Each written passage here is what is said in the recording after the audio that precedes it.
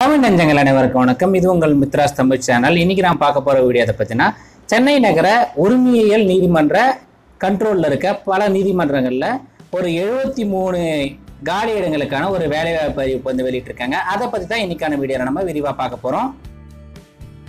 கூகுளில் போயிட்டு districts.ecourts.gov.in/chennai அப்படின்னு டைப் பண்ணுங்க. நானும் இதுக்கான லிங்க் வந்து டிஸ்கிரிப்ஷன்ல கொடுத்துருக்கேன். அதுக்கப்புறம் இந்த வெப்சைட் வந்து டிஸ்பிளே ஆகும். இதுல ஸ்க்ரோல் பண்ணி அப்படியே பாத்தீங்கன்னா ரெக்ரூட்மெண்ட் ஒரு டேப் இருக்கும். அதை வந்து கிளிக் பண்ணுங்க. அதுக்கப்புறம் இந்த பேஜ்ல ரெக்ரூட்மெண்ட் டேபுக்கு ஃபர்ஸ்ட்ல இருக்க நோட்டிபிகேஷனுக்கு ரைட் சைட்ல வந்து நோட்டிபிகேஷனோட லிங்க் ப்ளூ கலர்ல இருக்கும். அதை வந்து கிளிக் பண்ணுங்க. அதை கிளிக் பண்ணதான் இந்த பேஜ் வந்து டிஸ்பிளே ஆகும். மொத்தம் 12 பேஜஸ் இருக்கு. இதுல என்னென்ன முக்கியமான பாயிண்ட்ஸ் இருக்கோ அதை மட்டும் தான் நான் சொல்லியிருக்கேன். நீங்க கூடுதல் தகவல்களுக்கு டவுன்லோட் பண்ணி படிச்சு பாருங்க, உங்களுக்கே தெளிவாக புரியும். இதுல முக்கியமா ஃபர்ஸ்ட்ல என்ன சொல்லியிருக்கேன்னு பாத்தீங்கன்னா, உங்க அப்ளிகேஷன்ஸை நீங்க சென்ட் பண்ணும்போது அதுலயே பாத்தீங்கன்னா ஒரு கவர்ல வந்து 25 ரூபாய் மதிப்புள்ள ஸ்டாம்ப் ஓட்டிட்டு அதுல வந்து உங்கள்கிட்ட சுய விலாசமிட்ட அஞ்சல் உரையிடம் தபால் மூலம் முதன்மை நீதிபதி மாநகர உரிமையியல் நீதிமன்றம் சென்னை 104 என்ற அட்ரஸ்க்கு வந்து அனுப்புறோம்னு சொல்லியிருக்காங்க.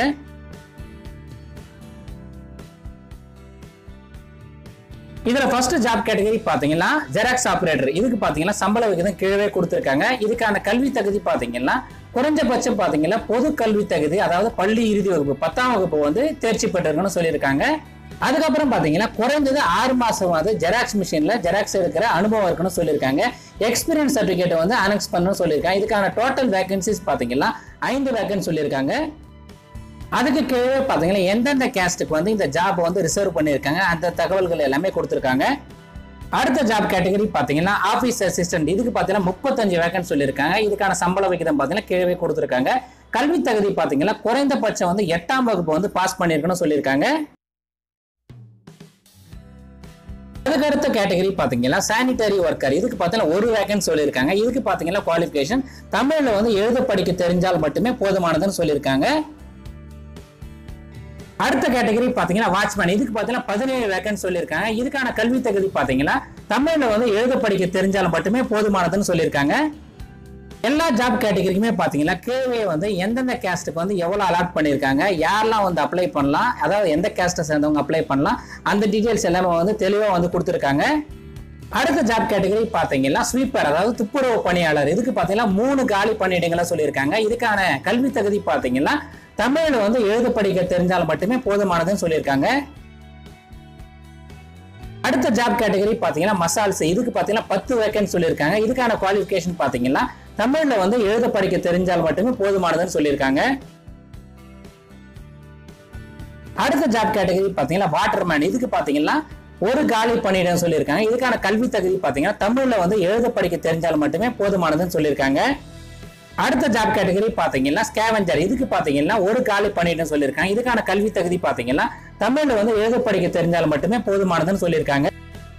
அதுக்கு கீழே பாத்தீங்கன்னா கேட்டகரி வைஸ், அதாவது caste wise and category wise வந்து வயது வரும், அதாவது மினிமம் எவ்வளவு வயசு இருக்கு, மேக்ஸிமம் ஏஜ் லிமிட் எல்லாமே வந்து இங்கேயே கொடுத்துருக்காங்க.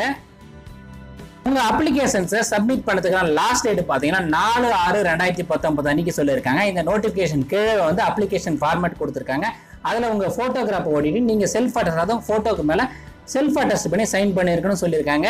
உங்க அப்ளிகேஷன்ஸ் வந்து நீங்க எந்த அட்ரஸ்க்கு அனுப்பணும்னு சொல்லியிருக்கான்னு பாத்தீங்கன்னா முதன்மை நீதிபதி நகர உரிமையியல் நீதிமன்றம் சென்னை 104 இந்த அட்ரஸ்க்கு வந்து ரெஜிஸ்டர் போஸ்ட் மூலமா அனுப்பணும்னு சொல்லியிருக்காங்க.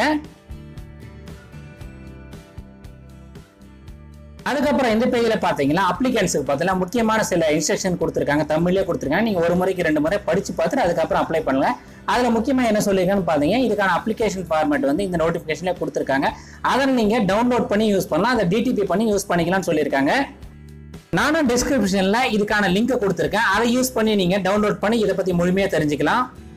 அதுக்கப்புறம் முக்கியமா என்ன சொல்லியிருக்காங்கன்னு பாத்தீங்கன்னா ஒரு போஸ்ட்டுக்கு வந்து 1 அப்ளிகேஷன் மட்டுமே ஒருத்தர் வந்து அனுப்பணும்னு சொல்லியிருக்காங்க.